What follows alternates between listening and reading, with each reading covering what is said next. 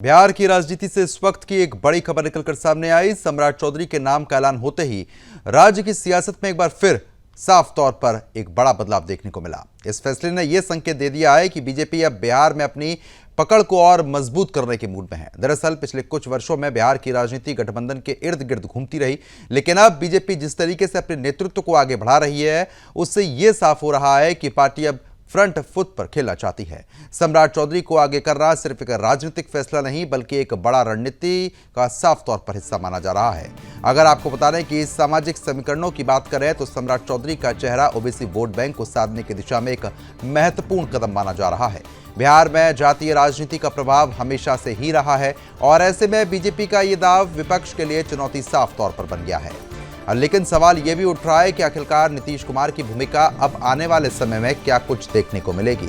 बिहार की राजनीति में नीतीश कुमार लंबे समय से किंग मेकर की भूमिका निभाते रहे, लेकिन बीजेपी के मजबूत होते कदमों के बीच उनकी राजनीतिक स्थिति पर भी अब चर्चा काफी तेज हो गई है।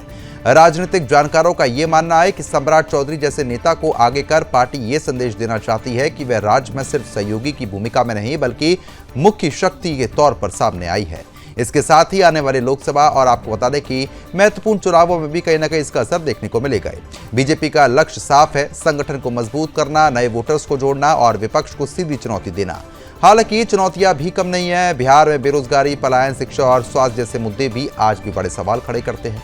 ऐसे में बीजेपी को सिर्फ राजनीतिक रणनीति ही नहीं बल्कि जमीनी काम के जरिए भी जनता का विश्वास जीतना होगा। कुल मिलाकर सम्राट चौधरी के नाम के ऐलान के साथ ही बिहार की राजनीति में एक नया अध्याय शुरू हो गया है। बीजेपी की बढ़ती ताकत ने सियासी मुकाबले को और ज्यादा दिलचस्प बनाया है।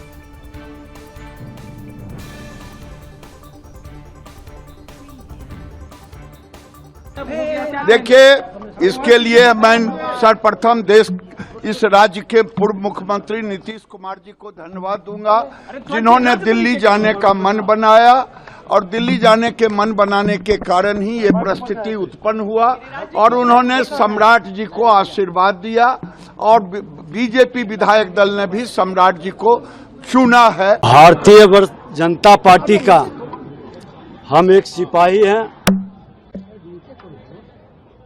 हमारी पार्टी के ये तीसरा और चौथा जनरेशन है और वर्षों बरस तक जमीन पर मेहनत किए, पसीना बहाए, लहू बहाए, बलिदान दिए।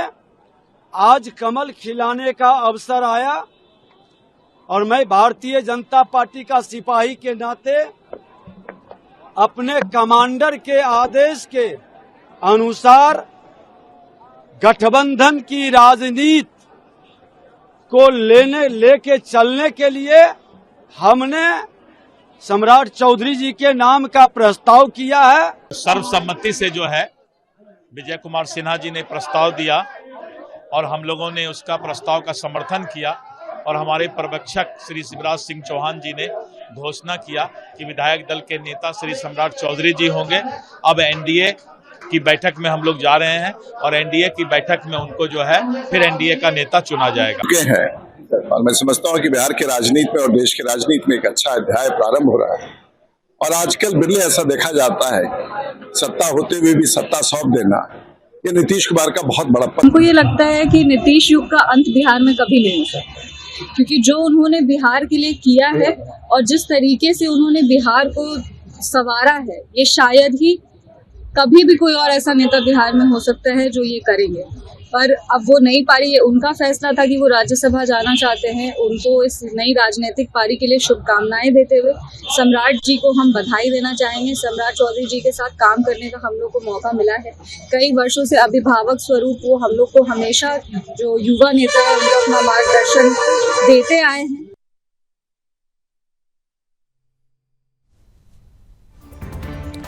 तो फिलहाल तस्वीरें साफ तौर पर आप देख सकते हैं। बिहार में अब नए मुख्यमंत्री के नाम का ऐलान यहां पर कर दिया गया है। जैसे ही नीतीश कुमार ने इस्तीफा दिया उसके बाद आपको बता दें कि विधायक दल की बैठक हुई और सम्राट चौधरी को विधायक दल का नेता चुन लिया गया है। तस्वीरें आप देख सकते हैं जहां पर केंद्रीय मंत्री शिवराज सिंह चौहान की भी यहां पर उपस्थिति है।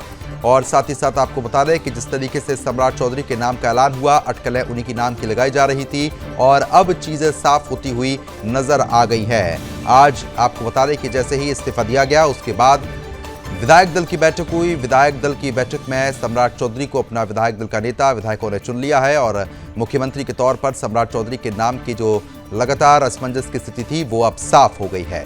तो तस्वीरें साफ तौर पर आपको दिखा रहे हैं। एक बिहार में अब एक बार फिर से नए अध्याय की शुरुआत हुई है और भारतीय जनता पार्टी का मुख्यमंत्री आपको बता दें कि अब लीड करता हुआ बिहार को नजर आएगा, क्योंकि जिस तरीके से इससे पहले भी बिहार की राजनीति में बीजेपी गठबंधन के इर्द गिर्द ही रही, लेकिन अब साफ तौर पर बीजेपी फ्रंट फुट पर खेलती हुई यहां पर नजर आ रही है। सम्राट युग की साफ तौर पर शुरुआत हुई। मॉडल हो गया। जिस तरह से बिहार अंधकार में था उसको उजाला में लाने का काम किया, अपने प्रयासों से अमन दिया, शांति दिया, चैन दिया, विकास दिया, उन्नति दिया, तरक्की दिया, रोड दिया, पुल दिया, पुलिया दिया, रोजी दिया, रोजगार दिया, क्या क्या मैं बताऊं। तो वो मॉडल जो है उसी मॉडल उन्हीं के आशीर्वाद से, उनके मार्गदर्शन में वर्तमान सरकार भी मजबूती के साथ काम करेगी, बिहार की जनता के हित में काम करेगी, सबका साथ, सबका विकास। तो चर्चा को आगे बढ़ाते हैं। कुछ खास मेहमान हमारे साथ लगातार बने हैं, उनका रुख करेंगे। बीजेपी प्रवक्ता हैं राकेश जी। राकेश जी, स्वागत है आपका। राजनीतिक विश्लेषक है संदीप चौधरी जी। संदीप जी, मैं आपका भी स्वागत करता हूं, लेकिन सबसे पहले राकेश जी आप ही का रुख करना चाहूंगा, क्योंकि अब चीजें बिल्कुल पूरी तरीके से साफ हो चुकी है। सम्राट चौधरी का जो नाम है वो सामने आ गया है। अब ये माना जाए कि भारतीय जनता पार्टी बिल्कुल फ्रंट फुट पर आ चुकी है, जो इससे पहले गठबंधन के इर्द गिर्द रही थी बिहार में, लेकिन अब चीजें बहुत बदल गई है, समीकरण पूरी तरीके से बदले हुए नजर आए हैं। देखिए प्रद्युमन जी, आज बिहार में 46 वर्षों से भारतीय जनता पार्टी और श्यामा प्रसाद मुखर्जी जी कहते थे और कैलाशपति मिश्र जी का एक सपना था कि 46 वर्षों से हम लोगों ने भारतीय जनता पार्टी का 1 करोड़ कार्यकर्ता लगातार संघर्ष किया, और लेकिन एनडीए की ही सरकार थी, माननीय नीतीश कुमार जी की सरकार थी, और एनडीए की सरकार लगातार बिहार में विकास किया, विकसित बिहार बनाया। और माननीय नीतीश कुमार जी का जो 7 निश्चय पार्ट 1 था, पार्ट 2 था, पार्ट 3। मैं एक बात कहना चाहता हूं, प्रभु श्री राम जब वनवास जा रहे थे, वनवास जाने के उपरांत अयोध्या के कुछ सेवक, जो अयोध्या की जनता थी, वो भी प्रभु श्री राम के साथ चलने की इच्छा जताई। रास्ते में जब चलने लगे तो प्रभु श्री राम ने रात्रि विश्राम में अयोध्या वासियों को छोड़कर और जंगल की ओर चल पड़े, और जंगल में जाते हुए किस प्रकार अहंकारी रूपी रावण का वध किया। उसी प्रकार आज माननीय नीतीश कुमार जी हम लोगों को छोड़कर दिल्ली चलेंगे। दुख तो होता है, लेकिन विधि का विधान है, विधाता ने लिख दिया है, इस पे हम लोगों ने क्या करना। जब विधाता ही नहीं लिख दिया, जब प्रभु श्री राम के बारे में लिख दिया, तो माननीय नीतीश कुमार जी के बारे में मैं एक और बात कहना चाहता हूं। उसी प्रकार भारत ने किस प्रकार प्रभु श्री राम का खराम रखकर अयोध्या वासियों की सेवा की, उसी प्रकार माननीय नीतीश कुमार जी का जो खराम रूपी 7 निश्चय पार्ट 3 का जो सौगात है, जो हमने 2025 के विधानसभा में संकल्प लिया है, उस संकल्प को हम कहीं ना कहीं पूरा करेंगे। खराम रूपी रखकर उस 7 निश्चय पार्ट को सौगात देने का काम करेंगे, जनता के बीच में काम करेंगे। और माननीय श्यामा प्रसाद मुखर्जी या कैलाशपति मिश्र जो सपना देखते थे कि अंत्योदय, अंत्योदय का मतलब है कि गरीब अंतिम पंक्ति में जो व्यक्ति बैठा है उसकी उत्थान कैसे हो, उस पर हम लोग लगातार काम कर रहे हैं। हमारे लिए सत्ता सर्वोपरि नहीं है, सत्ता नहीं चाहिए, हम बिहार की विकास करेंगे, बिहार विकसित करेंगे, एनडीए का मुख्यमंत्री होगा और एनडीए के 5 घटक दल मिलकर बिहार के विकास की गंगा को बहाएंगे। जिस प्रकार नीतीश कुमार जी राज्यसभा जा रहे हैं, राज्यसभा बिहार से ही जा रहे हैं, किसी और राज्य से नहीं जा रहे हैं। इसलिए मैं कहना चाहता हूँ, चाहे महागठबंधन हो चाहे कांग्रेस अहंकार रूपी, से मैं कहना चाहता हूँ राज्यसभा भी बिहार से जा रहे हैं, और राज्यसभा में जब जाएंगे तो बिहार की विकास की गाथा को वहां भी लिखेंगे। और 25 साल का जो अनुभव है माननीय नीतीश कुमार जी का, उस अनुभव का लाभ देश के प्रधानमंत्री नरेंद्र मोदी जी भी लेंगे। एक और बात मैं कहना चाहता हूं कि अटल जी का एक सपना था कि बिहार विकसित हो, गुजरात कैसे विकसित हो, उस पे 2 व्यक्ति ने इस देश के लिए काम किया। गुजरात के लिए देश के प्रधानमंत्री, अभी वर्तमान में जो प्रधानमंत्री हैं, गुजरात के मुख्यमंत्री बनकर, और बिहार का विकास विकसित किया माननीय नीतीश कुमार जी ने। आज अटल जी का भी सपना कहीं ना कहीं पूरा हुआ और माननीय नीतीश कुमार जी का राजनीति धर्म, राजनीति कर्म और संपूर्ण राजनीति आज उनका पूरा हो चुका है।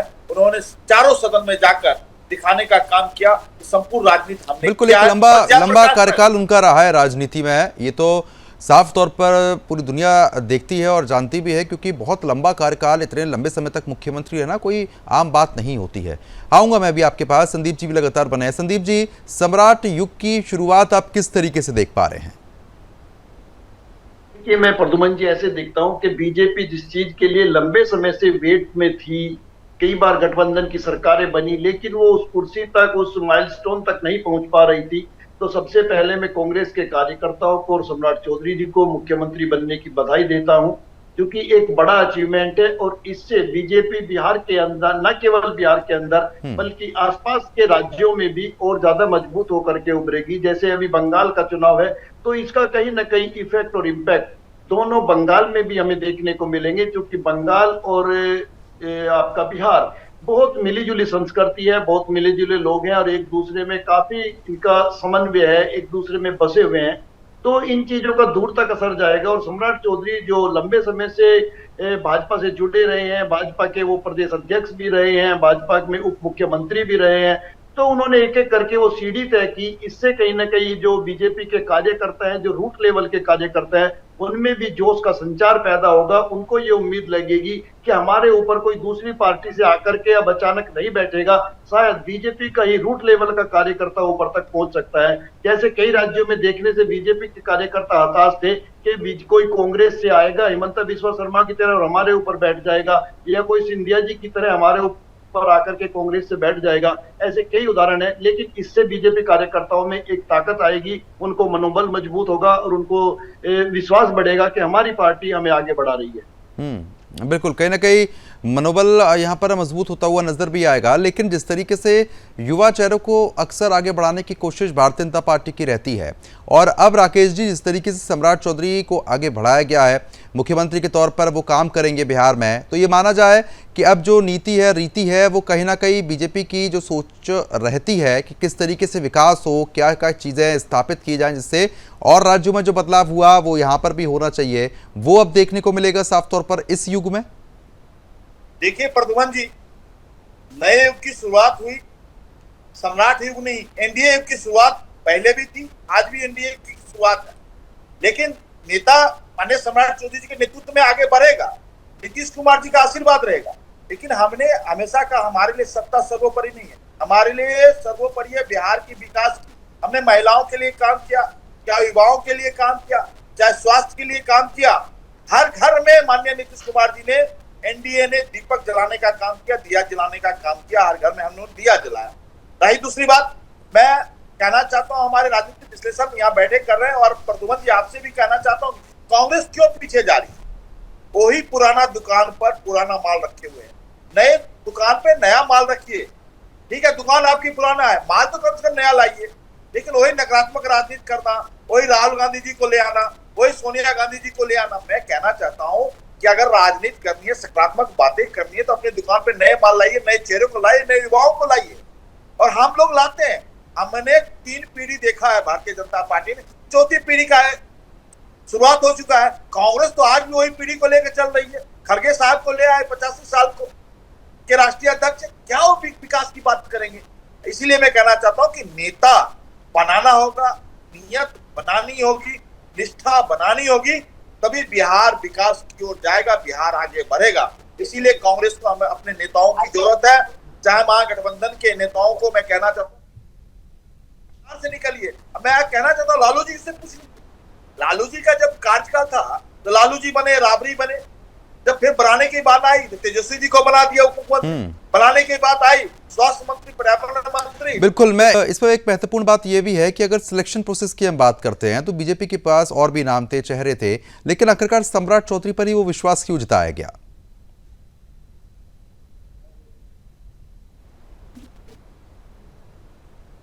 संदीप जी, आवाज पहुंच रही है? राकेश जी तक मेरी आवाज नहीं पहुंच पा रही है, ये सवाल मैं आपसे पूछना चाहूंगा संदीप जी। देखिए प्रद्युमन जी, जैसे आपने कहा कि सम्राट चौधरी को ही क्यों बनाया गया, राजनीति में एक टीम काम करती है और राजनीति में एक विश्वास काम करता है। जैसे आप न्यूज एंकर हैं तो आपको पता है आपकी टीम में कौन खबरें सही से लिख सकता है, कौन एडिटिंग अच्छी कर सकता है, कौन ग्राफिक्स अच्छे दिखा सकता है, कौन चीजें अच्छी फ्लैश कर सकता है, कौन टिकर पर बैठ सकता है। इसी तरीके से राजनीति में जब से मोदी जी और अमित शाह ने कई भारतीय जनता पार्टी को संभाला है, जैसे अमित शाह जी राष्ट्रीय अध्यक्ष बने थे, फिर उन्होंने बिहार से ही राष्ट्रीय अध्यक्ष को वो लेकर आए नितिन नवीन जी को। अब देखिए सम्राट चौधरी को इसलिए चूंकि वो उनके एक टीम के फेथफुल सदस्य हैं, पहले वो प्रदेश अध्यक्ष रह चुके हैं। आप समझ सकते हैं किसी बहुत विश्वास पात्र को प्रदेश अध्यक्ष बनाया जाता है। उसके बाद उनको अनुभव है, अपना उप मुख्यमंत्री के रूप में उन्होंने काम किया और लगातार वो अपनी जो रिपोर्टिंग है वो ऊपर बनाए रखी, अपना विश्वास उन्होंने लंबे समय तक बनाए रखा। अदरवाइज बिहार से कई लोग आए, मैं आपको बताऊं राजीव प्रताप रूडी भी पुराने सांसद है, बड़े नेता है, बिहार से आते हैं और उनको पहली ही बार में मोदी जी ने कैबिनेट में मिनिस्टर बना दिया था। जो आपका ये मंत्रालय है स्किल इंडिया का, इसका उन्हें मिनिस्टर बनाया गया, लेकिन वो कहीं ना कहीं वो विश्वास कायम नहीं कर पाए, या जिस तरीके की उनसे रिपोर्टिंग की उम्मीद थी उस तरीके की वो रिपोर्टिंग नहीं कर पाए, वो हाशिए पर भेज दिए गए। लेकिन सम्राट चौधरी उनकी उम्मीदों पर, उनकी रिपोर्टिंग पर, उनके विश्वास पर खरे उतरे और उस चीज का इनाम सम्राट चौधरी को दे दिया गया। बिल्कुल, कहीं ना कहीं ये जो फैक्टर आप बता रहे हैं राकेश जी, सहमत है आप इन बातों से कि यही एक मुख्य कारण रहा है?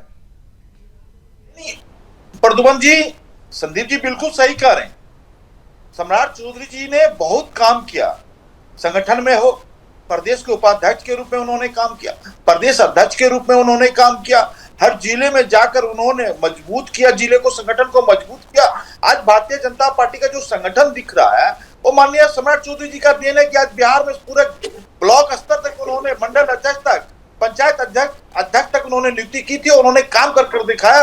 और प्रवास के दौरान जब पटना छोड़ के जाते थे तो 6-6 दिन पटना लौट के नहीं आते थे, उन्होंने काम करके दिखाया। मैं एक और बात आज कहना चाहता हूं स्पष्ट रूप से कि रघुकुल रीत सदा चली जाई, रघुकुल रीत सदा चली जाई, जान जाई पर बचन न जाई। माननीय सम्राट चौधरी जी कहते हैं कि जान चला जाए हम बिहार को विकास करेंगे, गुंडा माफिया को हम खत्म करेंगे। बिहार में उनका एक उद्देश्य है, उस उद्देश्य को पूरा करने का काम माननीय सम्राट चौधरी जी करेंगे। हमने कहा माननीय नीतीश कुमार जी का जो नेतृत्व है उस नेतृत्व पे खराम रूपी रखकर हम बिहार को विकास की ओर ले जाएंगे। और एक बात और कहना चाहता हूं, एक दोहा कहना चाहता हूं, गुरु ग्रंथ साहिब की वाणी है, राम गयो रावण गयो, गयो जाका सारा परिवार।